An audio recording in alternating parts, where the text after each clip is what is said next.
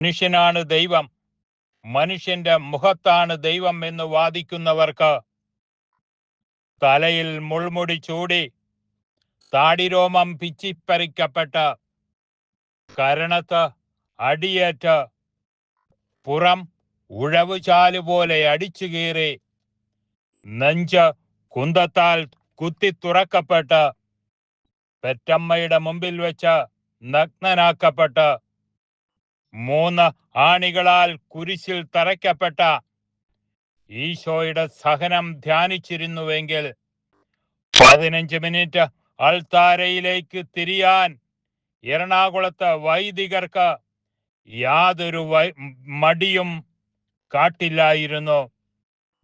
ഇതാ കർത്താവിന്റെ ദാസി എന്ന് പറഞ്ഞ് ദൈവഹിതത്തിന് വിധേയപ്പെട്ട് അവസാനം തന്റെ പുത്രന്റെ തിരുശരീരത്തിൽ നിന്നൊഴുകിയെത്തിയ ചുടുചോരയിൽ ചവിട്ടി നിന്നുകൊണ്ട് ദൈവപിതാവിന്റെ രക്ഷാകര പദ്ധതിയോട് പൂർണ്ണ വിധേയത്വം പ്രഖ്യാപിച്ച പരിശുദ്ധ അമ്മയുടെ സഹനത്തെ ധ്യാനിച്ചിരുന്നുവെങ്കിൽ 15 മിനിറ്റ് അൾത്താരയിലേക്ക് തിരിയാൻ എറണാകുളത്ത് ബഹുമാനപ്പെട്ട വൈദികർക്ക് യാതൊരു മടിയും ഉണ്ടാകുമായിരുന്നില്ല.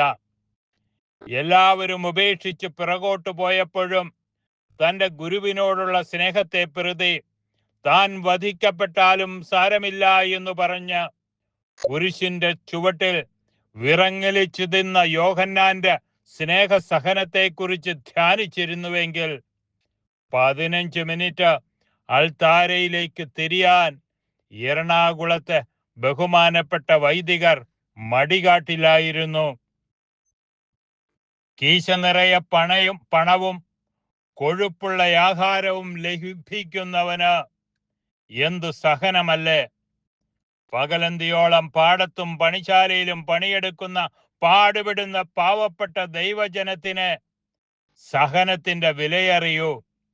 മാരക രോഗം ബാധിച്ച് ആതുരാലയങ്ങളിൽ കഴിയുന്നവനെ സഹനത്തിന്റെ വിലയറിയൂ. അവിടെയാണ് ക്രിസ്തുവിന്റെ മുഖം തെളിഞ്ഞു വരുന്നത്. ഏകീകൃത വിശുദ്ധ കുർബാന ആരുടെയും സൃഷ്ടിയല്ല, മറിച്ച് വളരുന്ന കുഞ്ഞിന് മാറ്റങ്ങൾ സംഭവിക്കുന്നത് പോലെ വളരുന്ന സഭയ്ക്ക് സംഭവിച്ചതാണ് ഏകീകൃത രീതിയിലുള്ള ബലിയർപ്പണം. എറണാകുളത്തെ വൈദികർ അനുസരിച്ചാലും അനുസരിച്ചില്ലെങ്കിലും യാതൊരു മാറ്റവും ഇതിൽ വരുത്തില്ല.